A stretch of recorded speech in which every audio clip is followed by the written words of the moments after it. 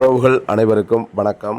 நாளை அதாவது 19/2/2026 அன்று தேவேந்திரகுல வேளாளர் மக்கள் சபை நிறுவனர் மரியாதைக்குரிய ராமர் பாண்டியன் அவர்களின் 2ஆம் ஆண்டு நினைவேந்தல் கொண்டாட உள்ள நிலையில் அவரது பெற்றோரை சந்தித்து பேசினோம்.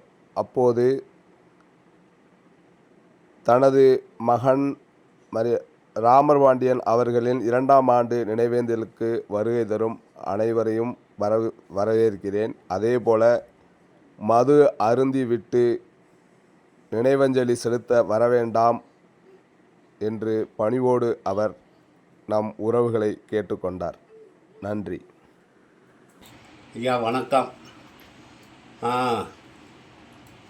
தேவேந்திரகுல வேளாளர் மக்கள் சபை ராமர் பாண்டியன் அப்பா பேசுகிறேன்.